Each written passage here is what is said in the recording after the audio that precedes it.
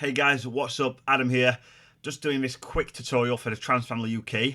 I asked everyone what they wanted to do, and generally it was bass.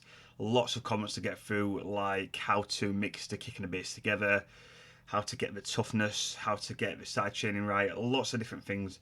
So what I'm going to do is I'm just going to show you roughly and quickly how I make my bass. Now sometimes this can take hours, like I will work on it for hours and hours. Sometimes it comes together really quickly. I'm just going to show you the basic principles. Yeah, let's go. So I mean, I've got a kick in there. It's literally simply, for me, I just like to use a kick in a sampler.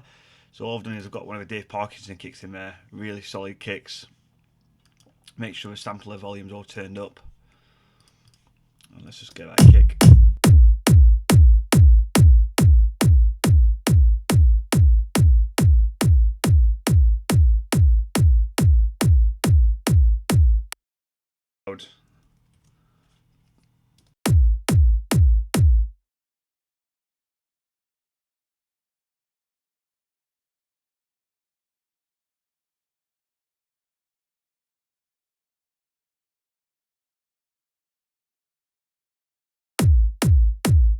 First thing I always do when I'm making a bass line is I put some percussion in, because I find when you do the bass on its own, it just sounds a bit weird. You need other elements around it, for me personally, to really feel how the bass is going to sound. So I'm just going to make some percussion. I'm not going to spend too much time on it, just for the purpose of the tutorial. So let's have a look. Activa sample pack, got some great stuff in here. And you can be creative with this stuff as well. A lot of people say don't use sample packs, build it all yourself. That's great. I like to do a bit of both, but there's no reason you can't be creative with samples. Chop them up, reverse things, make your own samples out of a sample.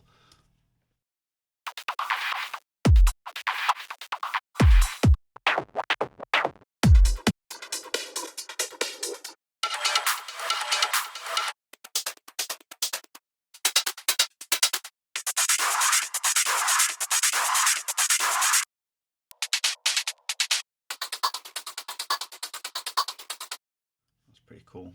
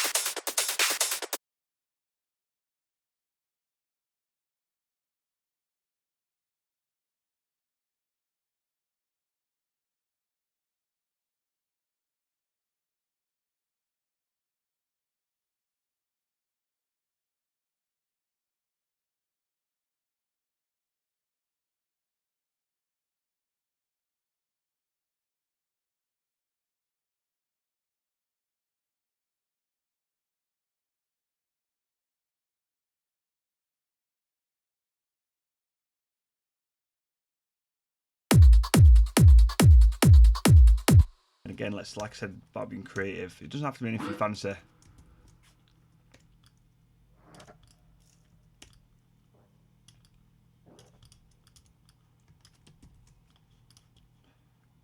And again, it's trial and error, so it might not work.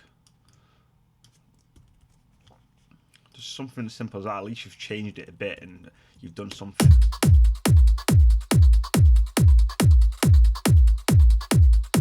Right. So we'll make it 2 bars. There you go.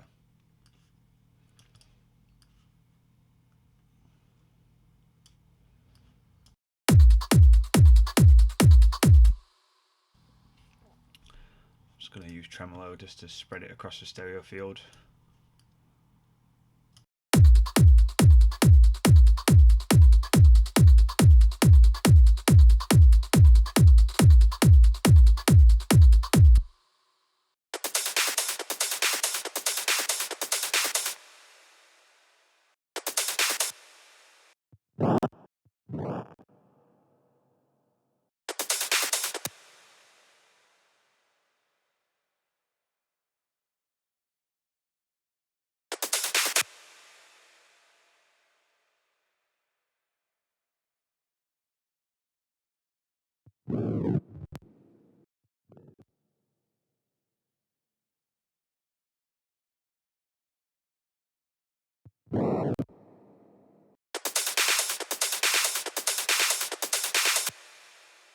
Again, just very simple.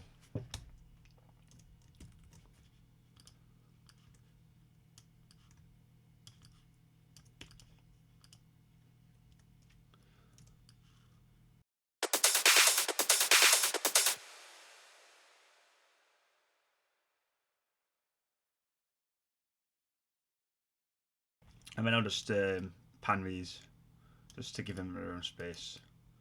If I pan something left a percent, I'll pan it something else, a similar volume, right.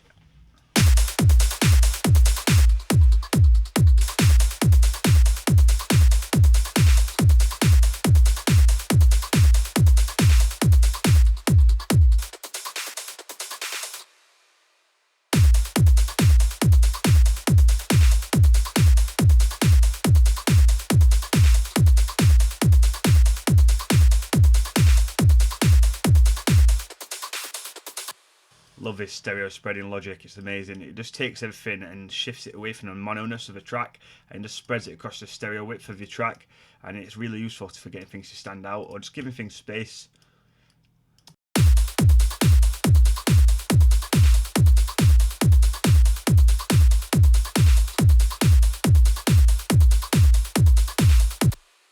Don't really like that end bit where it doubles up, not to worry.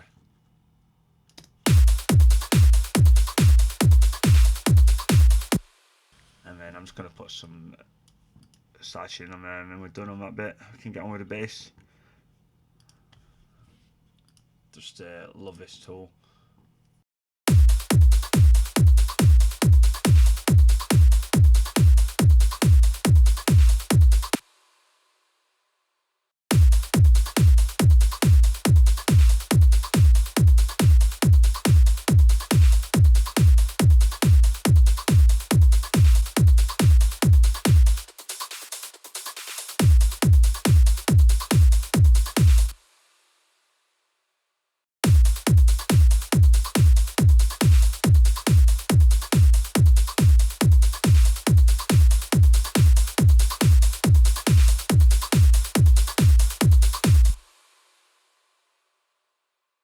Awesome, so we've got some percussion done, just give it a little save.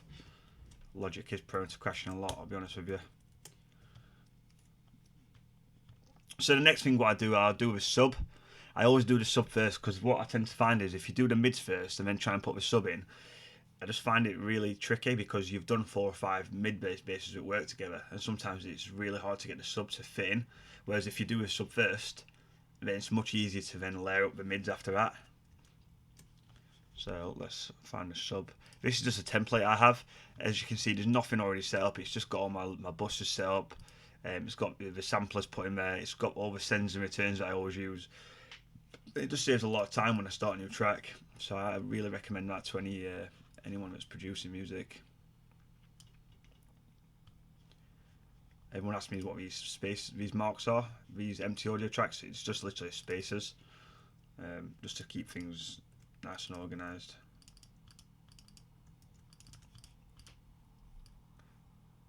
Where have we gone? There you go. So there's my sub. So I'm just going to need a load of channel strip up, which I've been using for a little while. So look.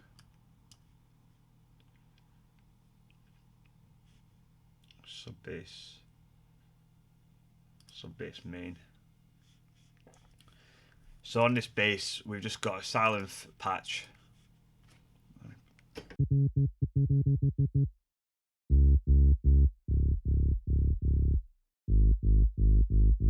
So it's just a really simple sound. And then on there, just an EQ. And it's just got a dip where the kick is. So it's important to have this because you want your kick to be the most prominent part of the track, and then your sub wants to sit underneath it. So by having this dip, it just helps the kick to really come through. The high end is just taken away from the sound. If not, it sounds like that. And then the key to this bass line is the R bass. use it all the time. And then we've got another EQ. This isn't always needed. It depends what key it's in. But sometimes, because there's a sharp dip in this on this EQ, it's sometimes nice, depending on what key you're in, to really get the bass to rumble. So sometimes this EQ is needed, but again, we'll look about if we need it. The gain plugin is not actually there. It's not. Oh, actually, sorry, tell a lie. It's making it mono. For some reason, you can't select a mono silenth. So your bass should always be in mono. The kick and the bass are the two things that should always be in mono. Everything else should be in stereo. So that's just done just to select it in mono. So I mean, at this point, you've got a couple of options. Well, you've got a lot of options. There's loads of different types of bass you can do. I usually just go with the simple offbeats or sometimes the rolling ones. Today I'm just going to stick with the offbeat just because it is the most simple one. And choosing your sub bass is all about the key that you do it in. Because if you do it in, say you're doing a remix, it's sometimes tricky when you get a track in like C or C sharp. The lower the octave, the harder I find it. Because if you look at this bass, when you go to G, it sounds really good. But when you go down to C sharp, it's really low. But if you go to the octave above, it's generally too high and too thin. So if you're doing an original track and you're just starting out, make your life a bit easier and go for the middle kind of keys like F sharp to A sharp. If you're doing a remix, then you just have to, and you get one of the trickier subs. You just have to make it work. It just takes a bit longer. So I'm gonna just choose A.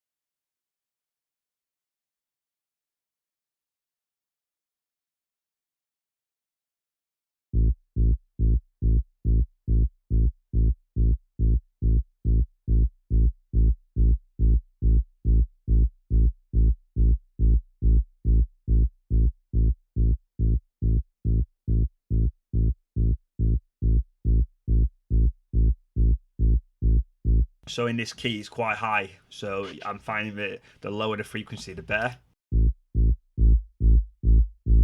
And again, the lower the key, like C sharp, I don't find that you need this extra EQ. But with the higher keys, I tend to find that you do need a little bit more EQ.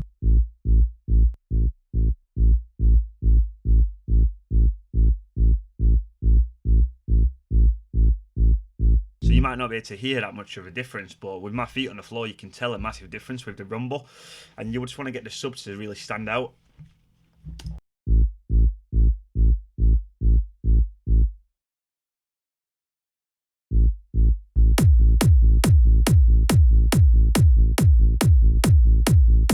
See, when you play with a kick, it sounds better with it off.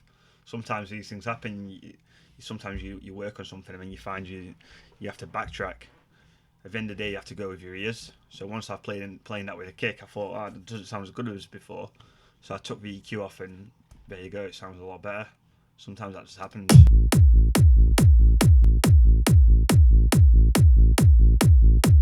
So again, I'm listening out for the low end. I'm really trying to focus my ears on the sub of this kick.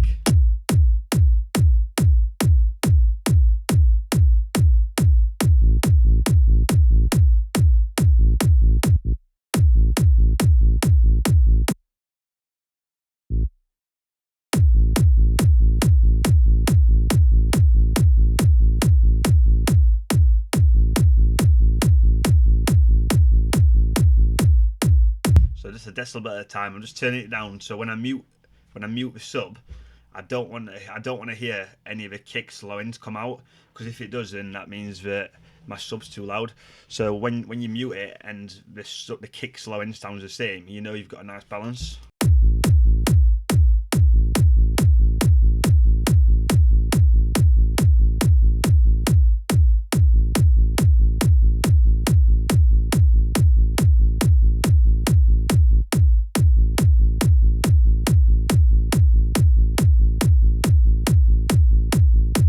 So that sounds nice. Sounds like it's working well. It's as simple as that sometimes. When you're doing the offbeats, it's just getting the right sound and getting the right kick and making sure that the sound works with the kick. The kick is the most important part, I find, because if you've got a flappy kick that just isn't working, it's not going to help your bass at all.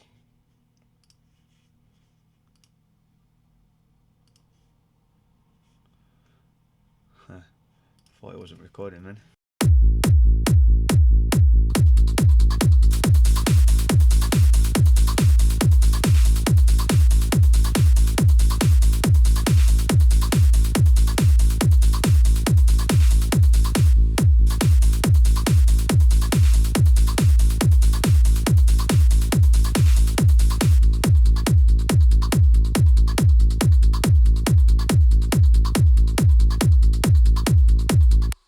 Brilliant, so that's that part done.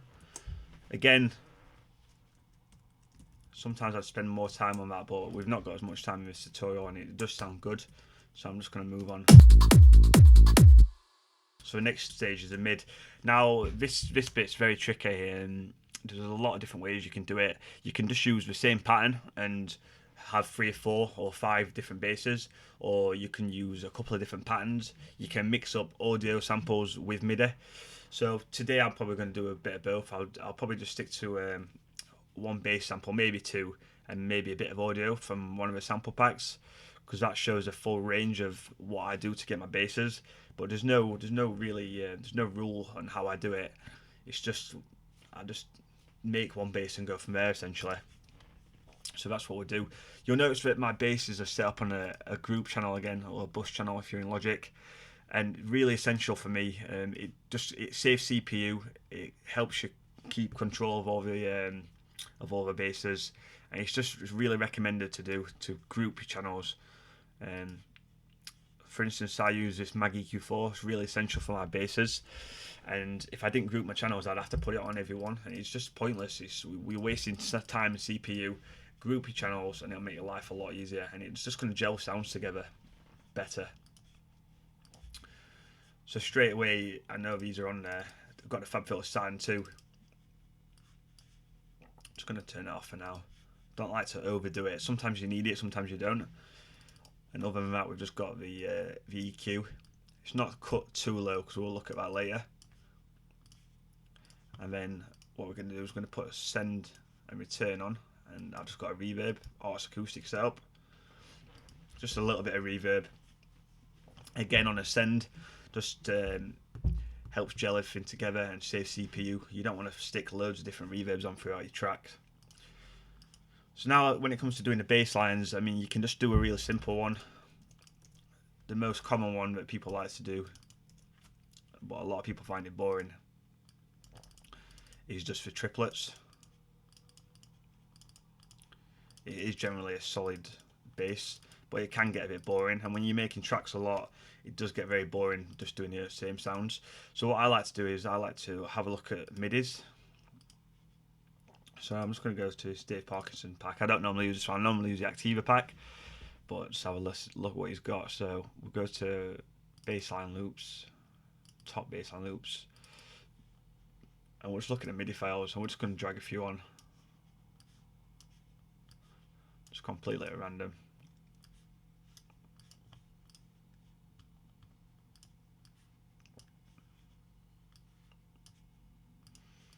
There should be something there. Like that one looks pretty cool. That's just your triplets. Again, that's nice. That's a bit boring. Don't like the look of that one. So I'm going to have a look at these and see how we get on.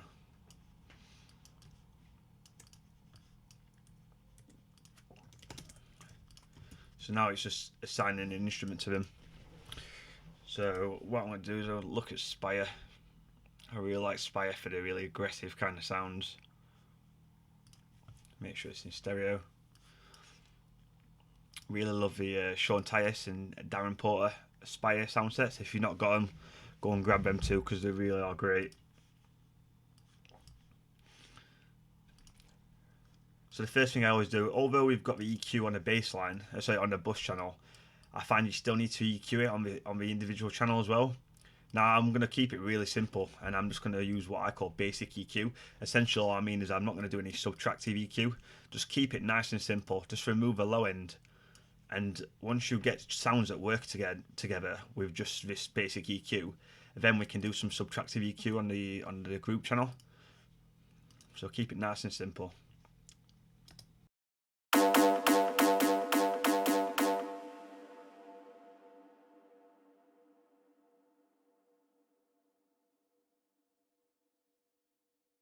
Quite a high key, but it's an easy one to work with.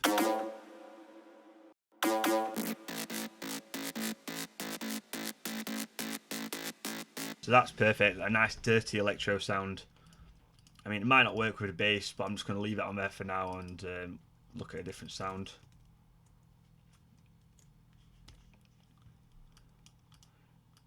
Again, I'm going to go with Spire.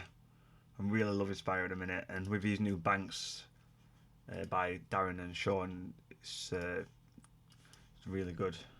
It's making me enjoy the synth more.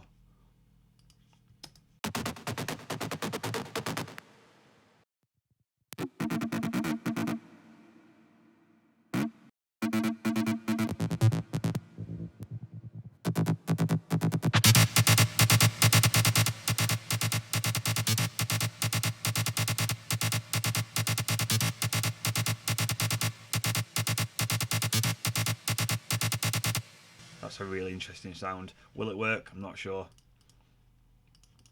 And last but not least, we'll try silent for this one. And again, at this stage, I don't know what patterns I'm going to use. It's all trial and error. I'm just loading up a few different options. So I'm just going to go to sound banks. I'll use this the bank that I did with Bluff Monkey. Bluff Monkey is a genius when it comes to making sounds. And there's some great bass sounds in here. A little shameless plug.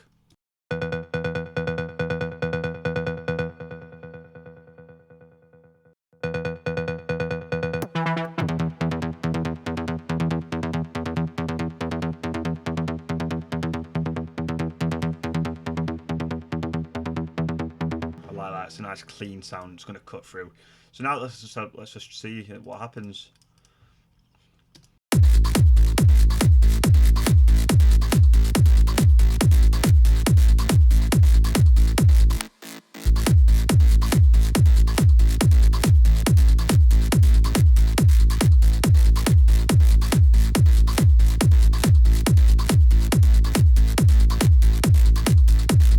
That could very well work. I want to add a little bit of movement to it.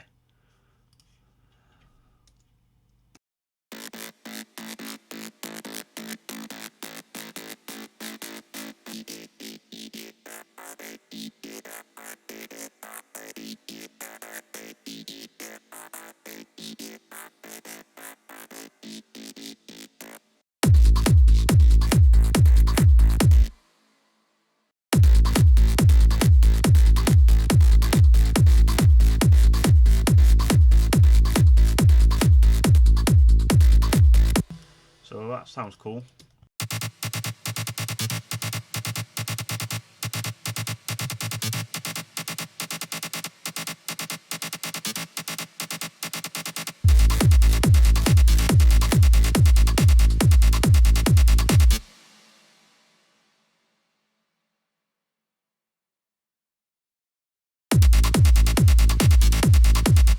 And this one's the better one.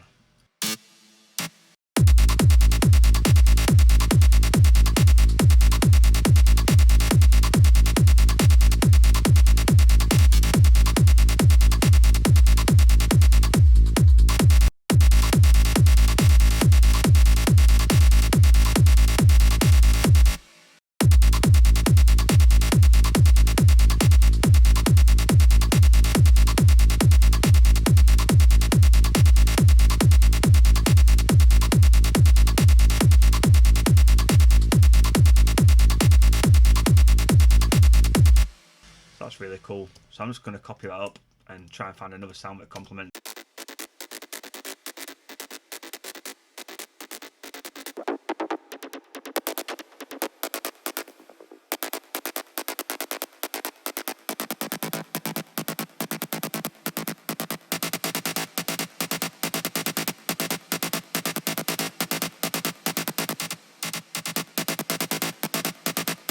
So straight away I can hear that sound works really well together, and together they've generated a new sound almost. If you play them on their own,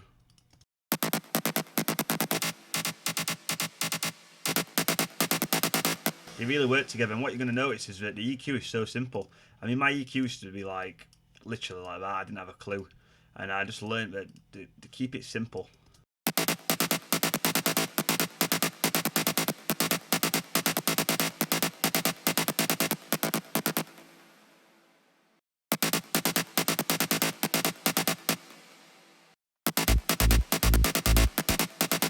So that's working really nicely. So now I'm gonna have a look at putting a bit of audio in. Like I say, I'm just trying to build up a bass line as fast as I can and just show you guys how I do it. So I'm just going to utilize all the tools that are available to me. I don't always use audio. Sometimes it's really useful just to finish that sound off.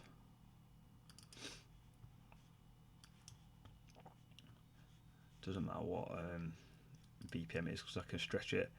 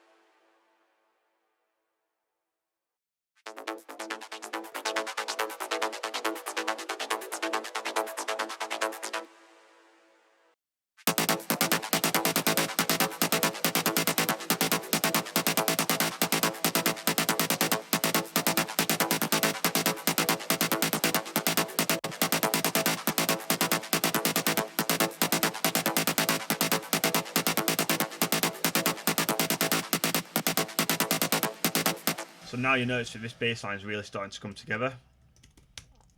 And again, what we're looking for is we're looking for every bass line to play a part in the overall sound. If I unsolo the sound, I expect it to go away. If not, then there's no point in being there. So let's test.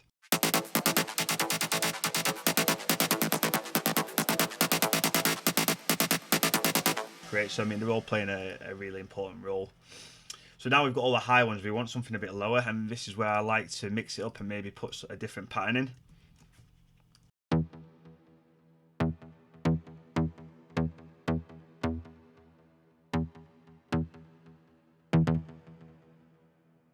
You can keep it simple with these kind of basses. I've seen Activa just do a nice simple.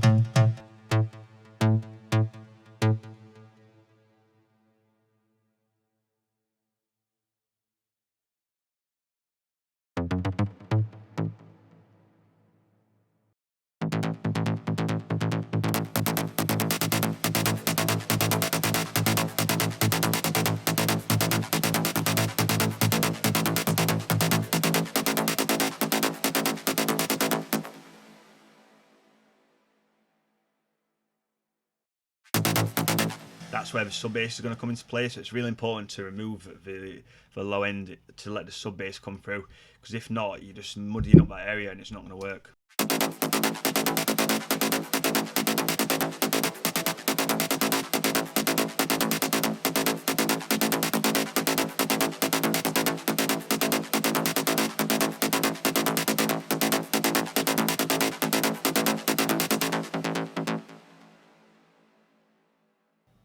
Try sample delay.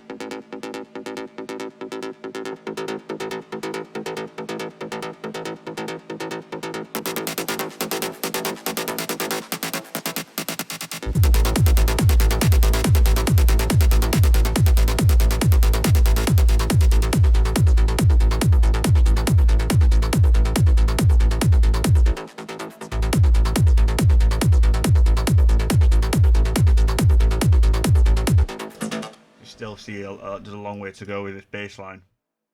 See, sometimes you sound great. I mean, you put it with a kick and a bass and it sounds shit. Like these ones just aren't really complimenting it. But we're just going to work with what we've got and make it as good as we can. Again, like I said, it takes a long time to get this bass going. I was speaking to Signum earlier and he was telling me his track Blockbuster. He said it took him like 5 minutes. I was just like, Jesus. But sometimes it does just come really fast. Sometimes it takes hours. So some side chaining, really important for the mid bass just to get that groove going.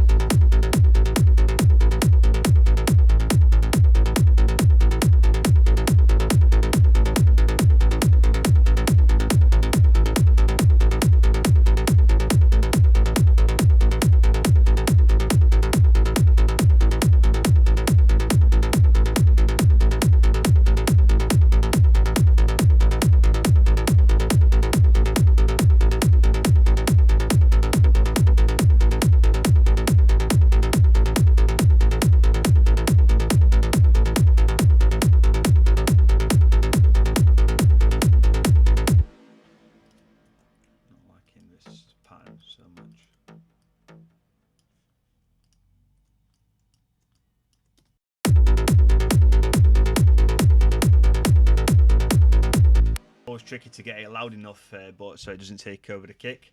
So it's just a balancing act.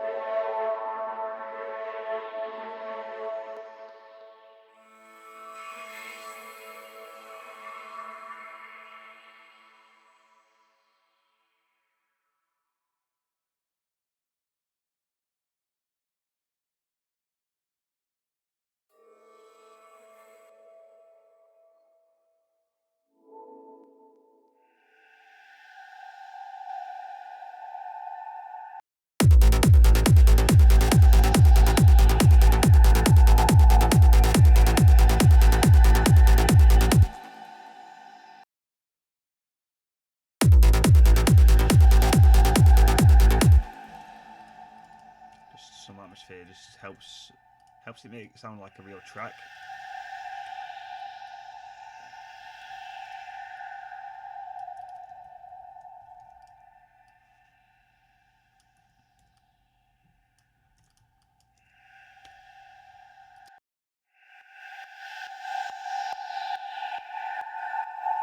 You can hear the click from the sidechain. To get rid of that, just turn smooth up.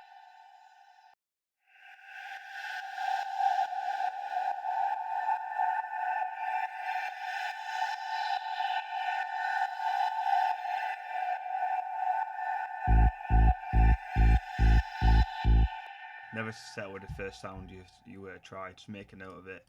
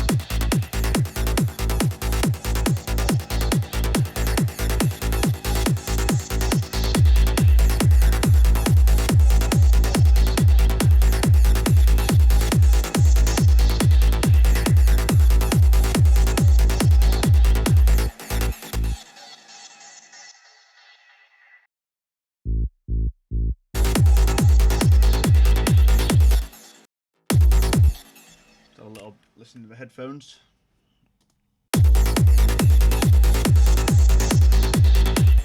Good to listen to the headphones sometimes. My speakers are a little bit too big for my room, and I find that to get the real sound from the sub bass, I need to sit quite far back. But I've got used to it now, so sometimes I just like to listen to it in the headphones.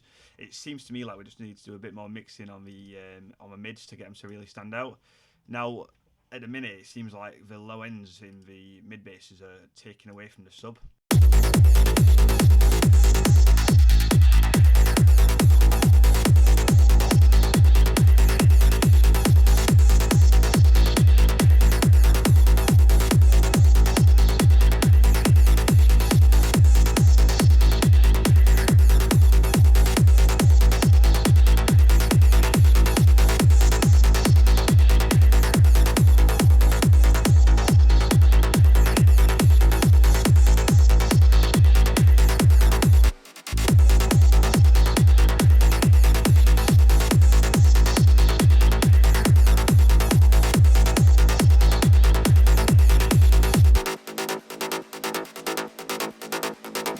Add a little bit of distortion on Ascend.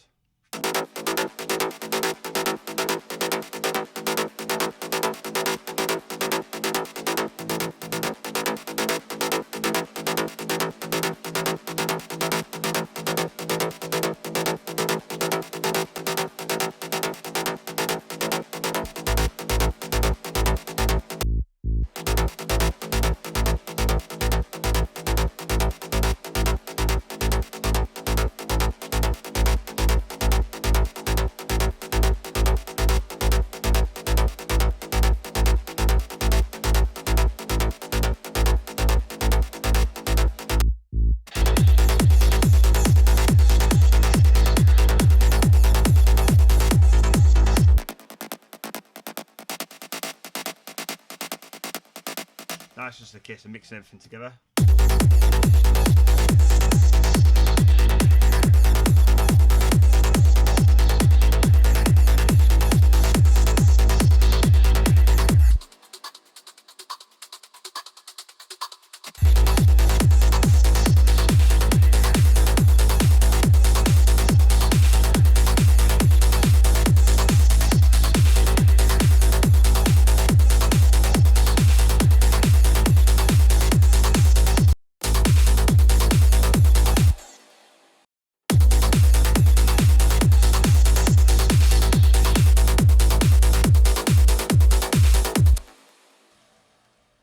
Let's have a look at a little build up.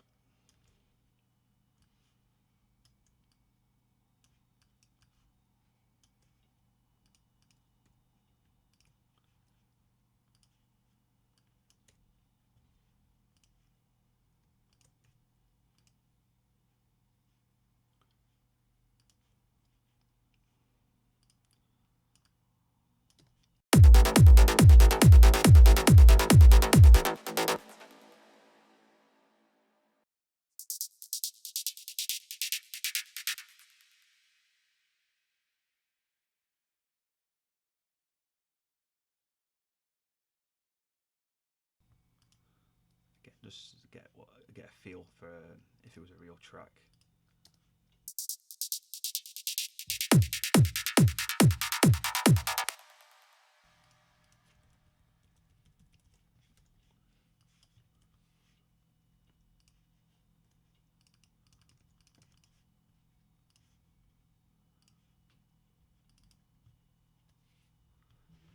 I love this sample pack.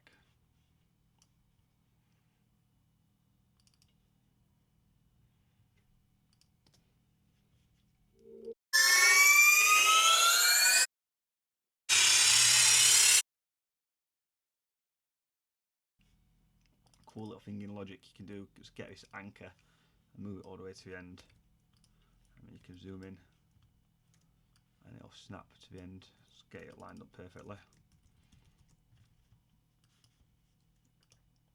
Always like to put a little bit of delay on my sweeps. I always automate the delay up. You don't need to be delaying all the time because it's a big sweep, it's going to get all jumbled up, so I just have it at the end like that.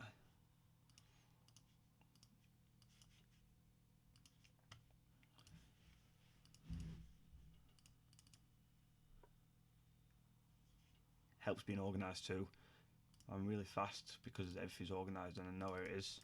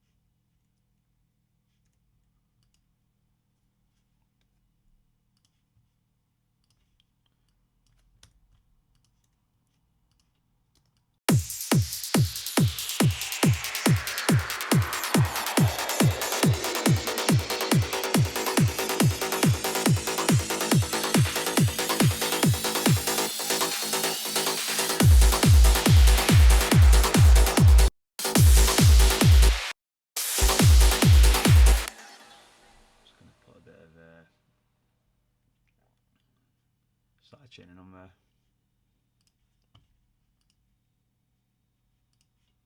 Nothing crazy.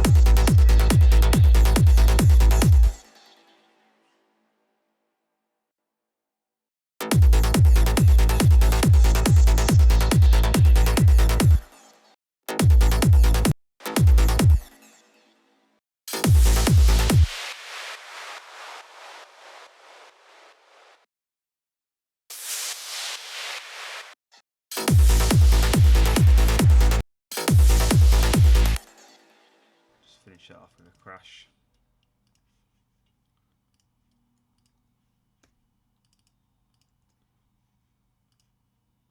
A really good crash here. I think this was from like an activity tutorial or something that I bought off Sonic Academy. It was actually 3 crashes, and I just bounced them all together. It sounds really good.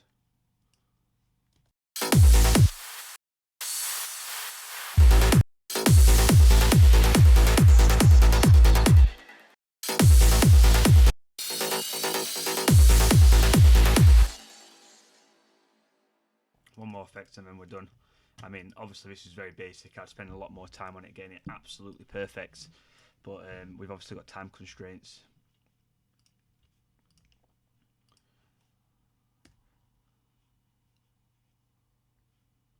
And then just dubstep's got some really nice cymbals.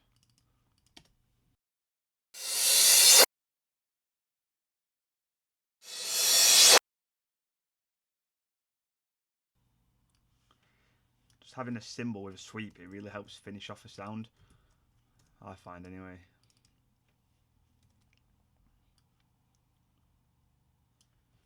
Again, zoom in, get it perfect.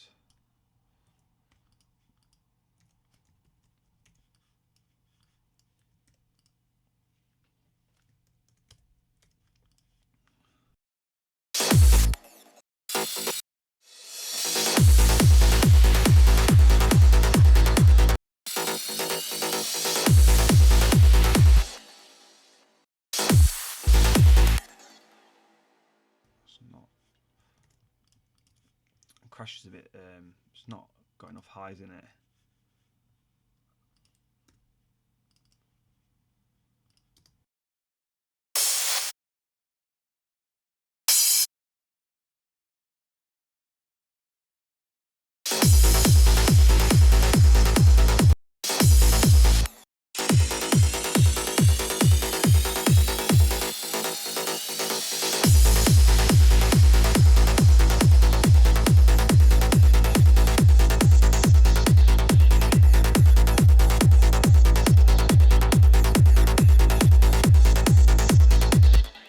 So that's about it. It's not the greatest bass in the world, but as I say, normally I would spend a lot more time on it and just getting it perfect. But essentially that's how I do my basses. So I hope you've enjoyed this tutorial for Trance family. I'm going to be setting up a subscription service and doing tutorials like this once a month. So there's going to be more information about that in the description. And also I do one-to-one tutorials. So if you want any information about that, just drop me a line. And thank you very much. Cheers, guys.